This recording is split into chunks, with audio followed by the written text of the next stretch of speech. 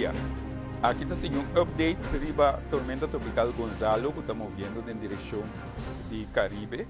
E atualmente tormenta aqui riba uma distância de mais ou menos 300 milhas fora de Trinidad e movendo, provavelmente lo chega a isso durante a hora de meio-dia e a tarde.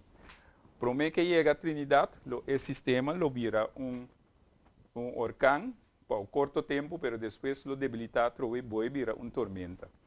Riba a seguinte pantalla, nós mira a posição de ayer, caminha a passa, estava a passar na uma distância mais ou menos de 200 km norte de nossa isla, pero riba a próxima pantalla, nós mira que esse vira algo mais cerca, que ele passa na uma distância de mais ou menos 160 km norte de Corsou. E a seguinte imagem, nós mira que a tormenta tropical Gonzalo lo passa de uma distância de mais ou menos 160 km norte de nossa isla. Sin embargo, essa aqui está uma distância mais cerca. Sin embargo, essa tormenta está um sistema muito chiquito. Nós não há viento forte que chega a força de tormenta.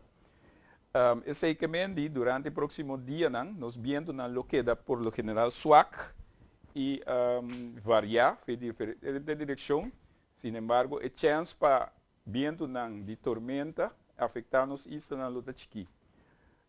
A única coisa que nós podemos visitar que tem boa possibilidade que nós podemos ter algum aguaceiro e quizás o elecubos e esse pode vir acompanhar com o vento um tique mais forte durante o próximo dia.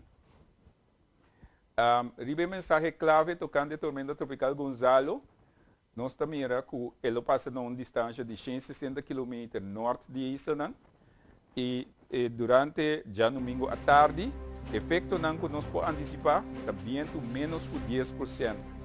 Chance para vento com força de tormenta, aguaceiro, também a chance de 10% ou menos, ou mais que 10 mm de aguaceiro, e nós podemos ver ela também tem ola entre 2 para 3 metros.